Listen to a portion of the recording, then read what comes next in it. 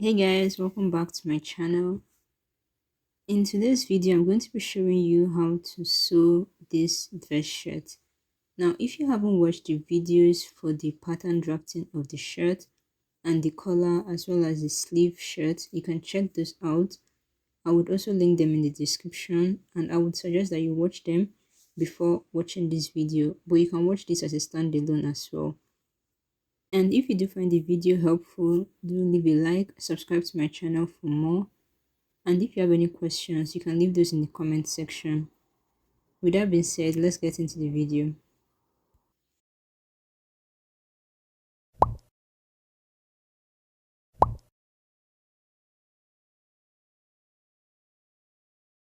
For the shirt front, I cut out two pieces and I made notches to mark the seam allowance, the facing and the center front at the top and bottom of the fabric. I cut out two interfacing with the length of the placket and the width, the size of the seam allowance plus the placket facing. For the back, I cut out one piece on fold and I made a notch at where the pleat would be and also at the center back. And for the yoke, I cut out two pieces on fold and I made notches to indicate the center points. For the sleeve, I cut out two pieces and I also used the pattern to cut open my slit on the sleeve as well, and I made notches to indicate where the pleat would be on the wrist of the sleeve. Now to begin sewing, we're going to iron our interfacing that we've cut out previously on the placket side of the shirt front.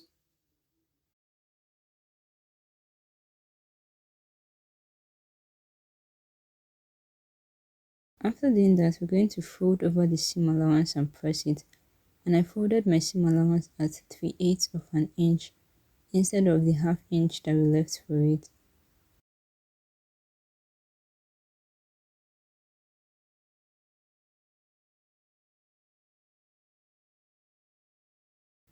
Then you're going to fold over the facing and press it. And you're going to be using the end of the interfacing. You're going to be feeling for the end of the interfacing to guide you on where to fold it.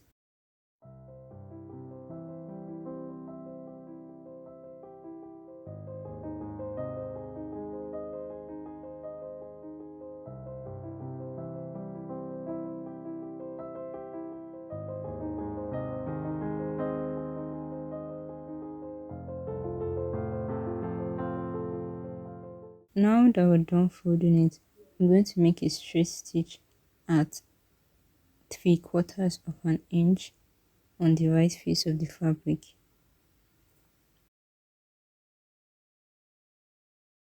After doing it for one side, you're going to do it for the other side of the front.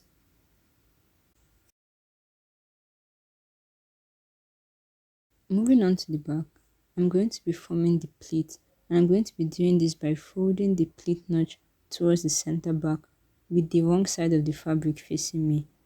I'm going to pin it, then use a straight stitch to secure the pleat.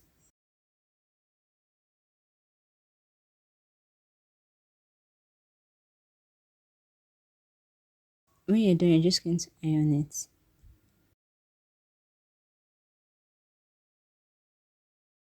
Next, we're going to sandwich the back in between the two yokes. So one side is going to be right side facing right side, and the other one is going to be right side facing the wrong side. You're going to pin the yoke to the back and we're going to sew it together.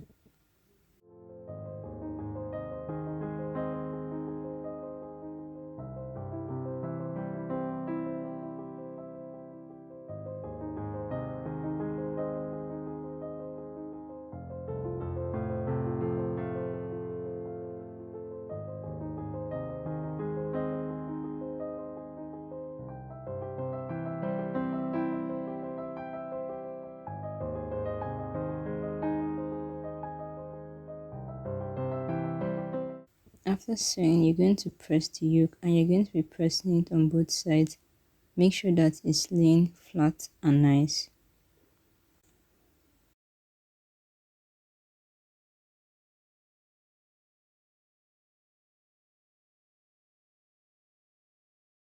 Next, I made a top stitch on the right side of the yoke at 1/8 of an inch seam. Now we're going to attach the front and the back together. So with right side facing, I'm going to pin the front and one yoke, and I'm going to do this for the two sides.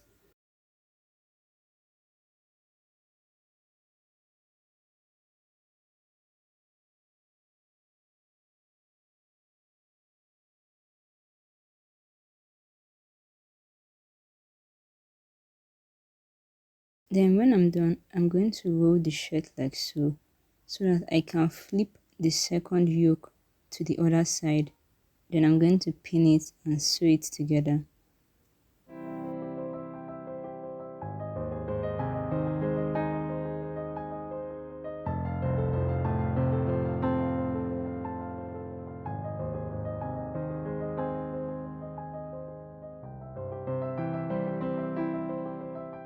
After sewing, you're just going to pull out your shirt from the yoke.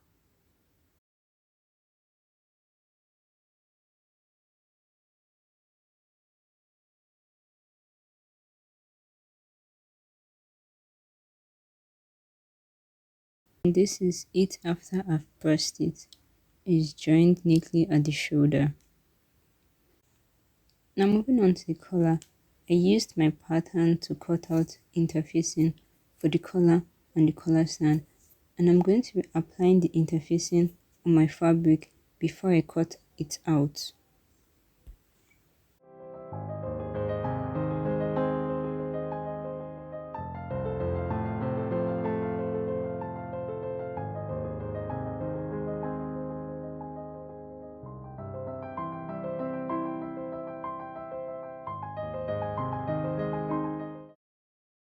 Before we continue, I lost some footage, so I had to film this collar part again. So yeah, in case you're wondering why the change of the fabric. After cutting it out, on one of the collars I'm going to be trimming a 16th of an inch out, and I'm going to be using this as my under collar.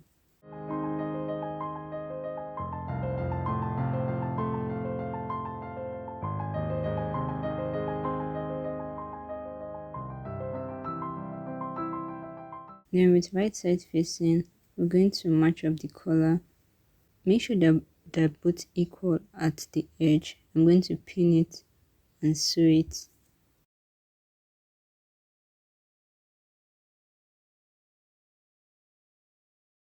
Then press the seam open.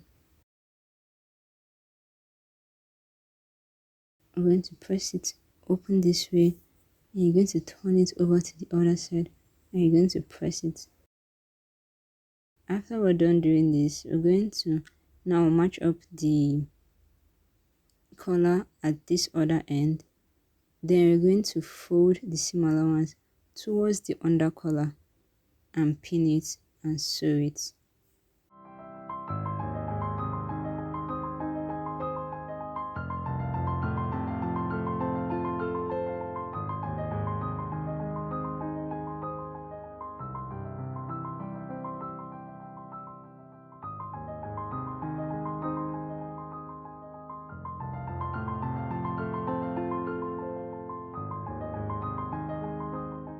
After sewing, I'm going to trim the seam allowance. Then I'm going to push the seam allowance towards the under collar and turn the collar out to the right side.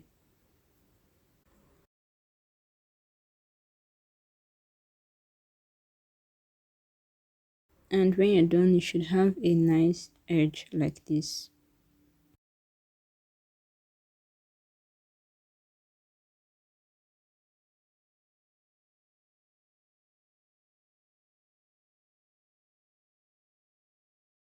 You can as well use a tool with a sharp edge to poke out the edge of the collar. Then you're going to press the seam open and press the collar. Now while pressing the collar, you're going to make sure that the two ends match up.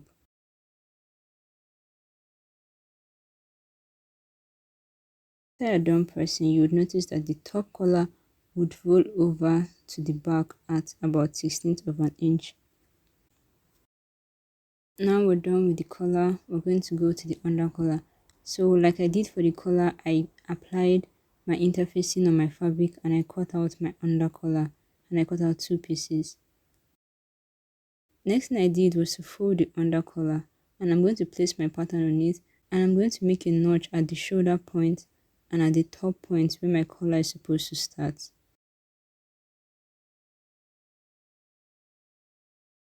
And also at the center point, you're going to make notches there as well. On one, I'm going to make an under stitch of 3/8 of an inch. That's my seam allowance. We're going to be using this as a guide to fold over the seam allowance. You can do this or you can skip it out. It's just to help you and guide you so that you can fold your seam allowance accurately. So next thing I'm going to do is to fold over my seam allowance and press it.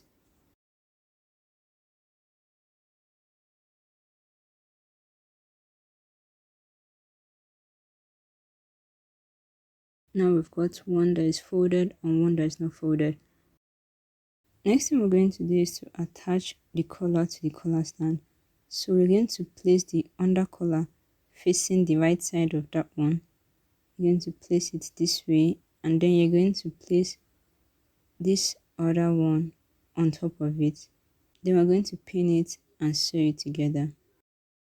Make sure to match up your collar with the notch you made on the collar stand.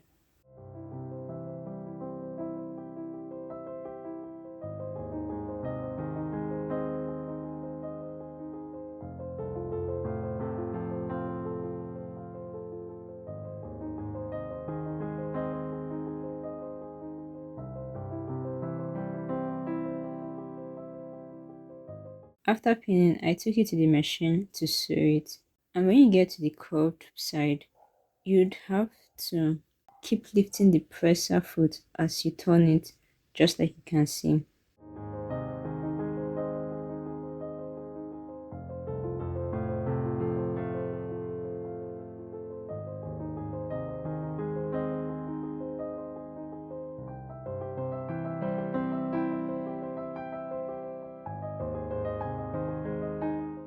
On the curved edge on the collar stand, we're going to make triangular cutouts so that when you turn it to the right side, it's going to lay flat.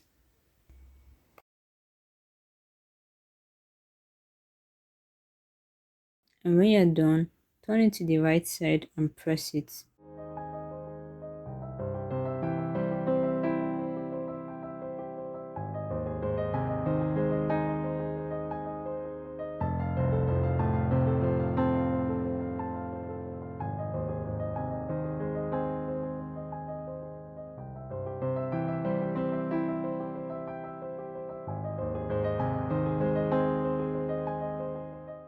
Now I used my pen to mark the edge of the folded collar stand on the one that is not folded, because we're going to be using that as a guide to attach the collar stand to the shirt.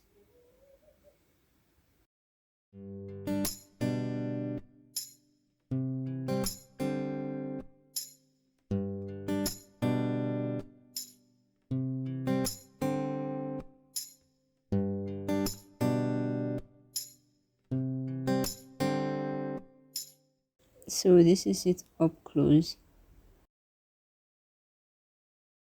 Now we're going to be attaching the collar stand to the shirt, and you're going to be attaching it with right sides facing, right side of the shirt and right side of the collar facing. Make sure to match up your midpoint and your shoulder points.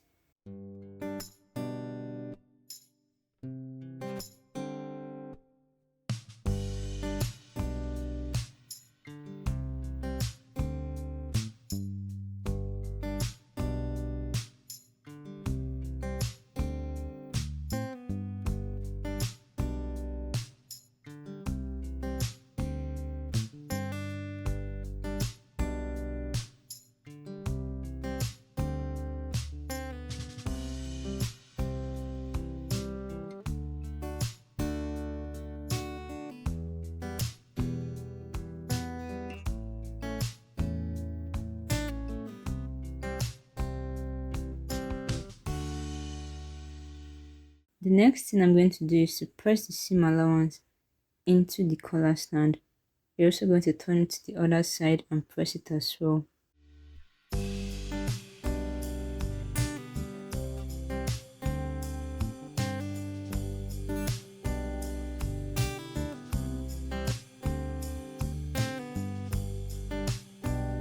Now we're going to make a top stitch on the collar stand.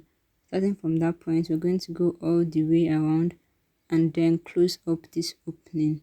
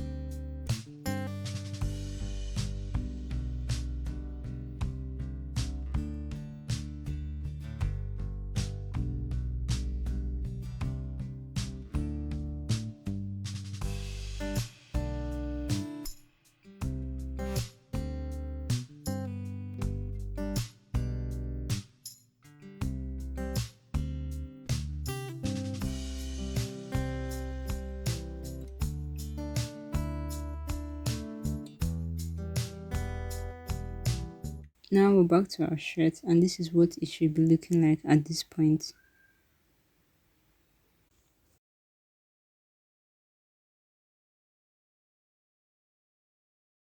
Next thing I did was to cut out 2 strips of fabric, 9 inches by 1 inch in size, and I'm going to be using this to make the bias tape.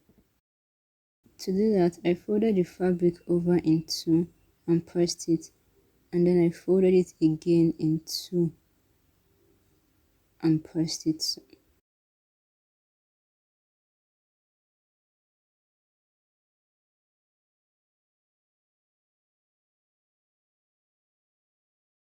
Once you're done, it should look like this. Now I'm going to use this bias tape to finish the raw edge of the slit that is in our sleeve.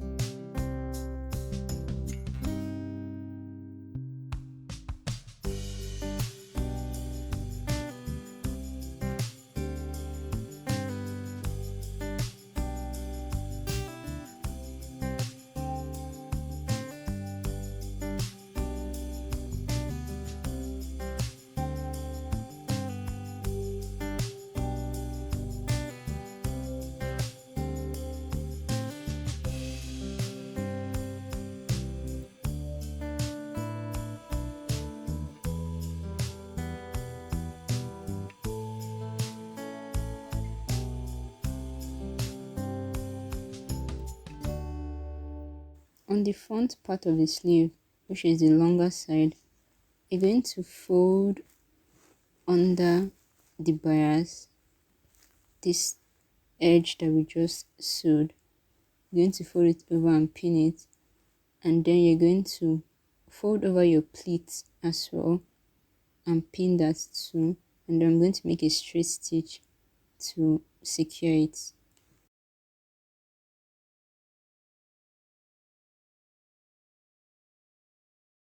After doing this for one sleeve, we're going to do the same thing on the other sleeve.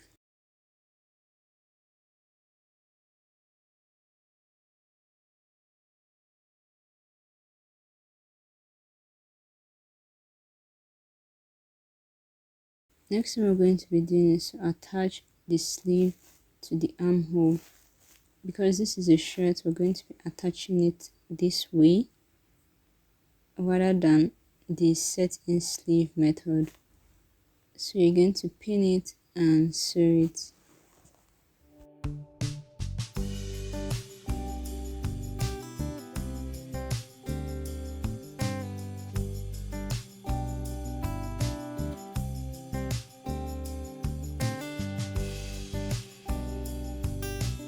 After attaching the sleeves, the next thing we're going to do is to sew the side seams.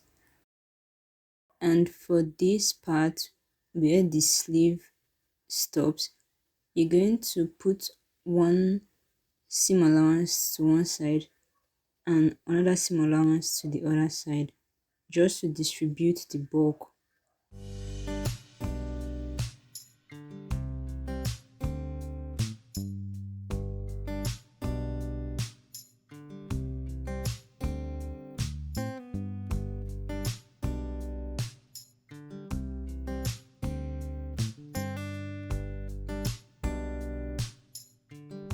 Then using the cuff pattern, I cut out two pieces that I'm going to be using for the cuff, and I already applied interfacing on the wrong side of the fabric.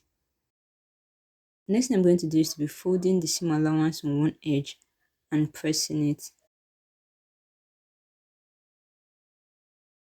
And now I'm going to turn it with right size facing, and I'm going to sew the edge at 1/2 inch seam allowance.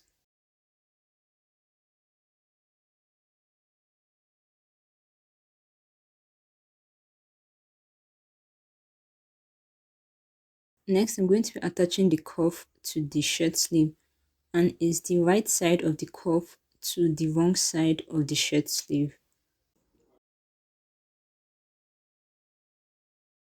At this point, while I was trying to pin the cuff to the shirt sleeve, I realized that this cuff was bigger than the sleeve, and so I had made a mistake while doing the pattern. Okay, okay guys, so I'm about to put my cuff to my I'm about to attach my cuff to my wrist, and I realized that my cuff is 1/2 inch bigger than my shirt sleeve. So when I was drafting this, I didn't add an extra 1/2 inch, because this one, while I was drafting it, I added an extra 1 inch to my cuff size, but I didn't add it to my shirt measurement. I only added ease for the pleats. I didn't add ease for the cuff. So now I'm going to go and open it up at the seam allowance. Thank God we have seam allowance. I'm going to go and open it up at the seam allowance by 1/2 inch so that it can fit in the cuff.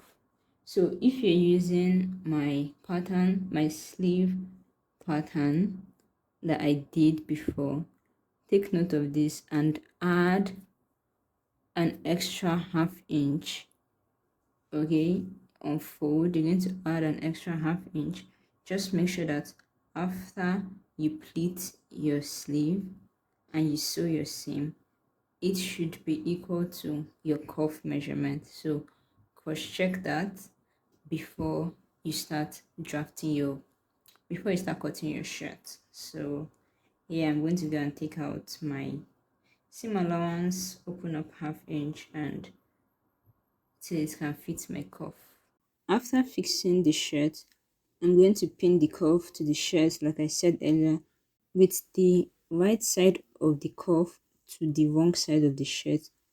And once you're done making a straight stitch, we're going to turn the cuff over to the right side and make a top stitch.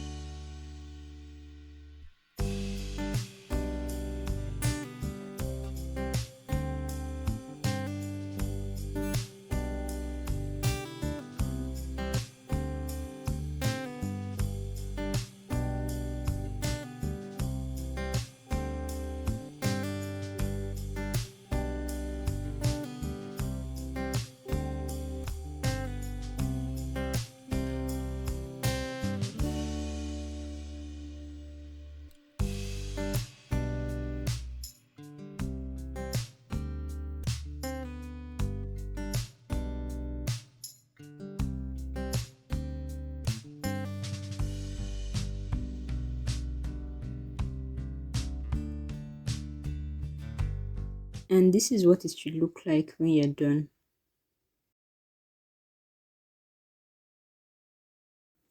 Next thing we're going to be doing is to be making the buttonhole on the shirt.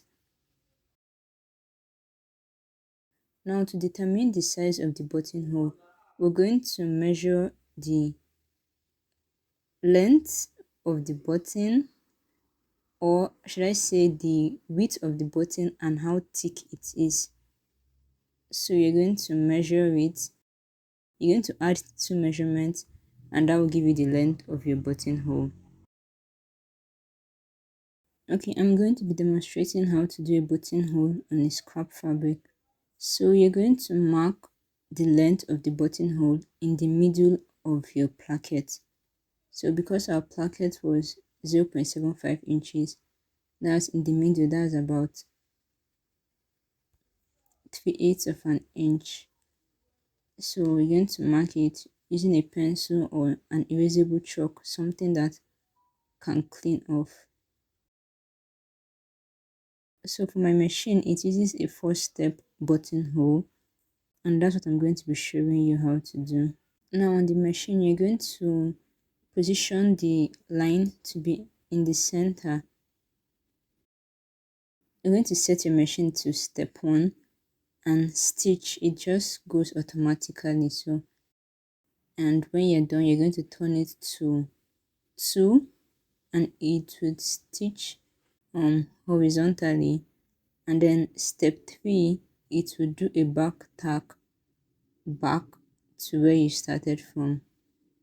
And then step 4, it will just go over it horizontally again. And then I'm going to turn my machine to a straight stitch just to do one more last stitch before I take it off the machine.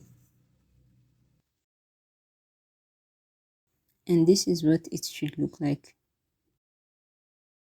To open the hole, you're going to put pins at the top and the bottom to secure those stitches so they don't rip. Then you're going to use your seam ripper and just slide it open. The pins will prevent the seam ripper from going through your horizontal stitches. And once you're done, I'm just showing you here that the button should be able to pass easily into the hole. Now I'm done doing the buttonholes, and the buttonhole would go on the right side of the shirt. I did the first buttonhole 3/4 of an inch down from the neckline, while the other buttonholes are spaced at 2 inches apart.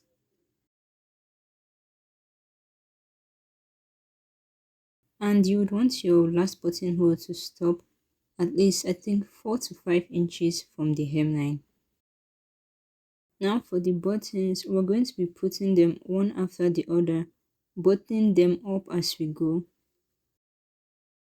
And to determine the position of the button, we're going to use a pin and pass it through the center of the buttonhole, that's to the other side of the shirt, and then use a chalk to make a mark.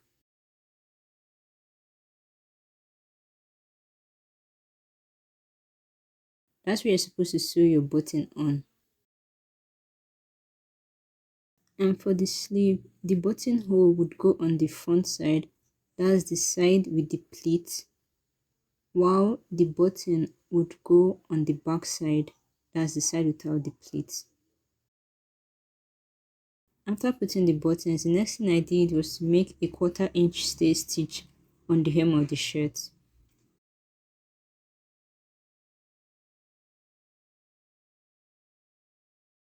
Then you're going to fold over the hem at this stitch and you're going to press it to iron.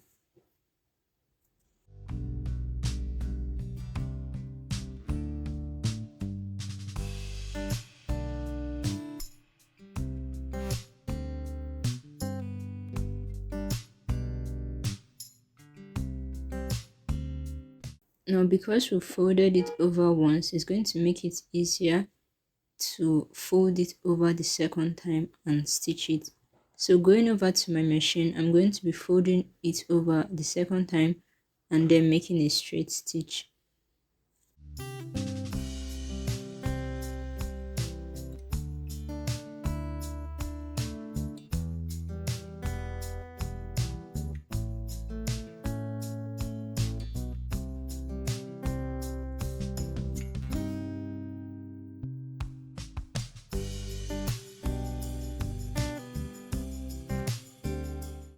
And finally, you're going to use your iron to press the hem.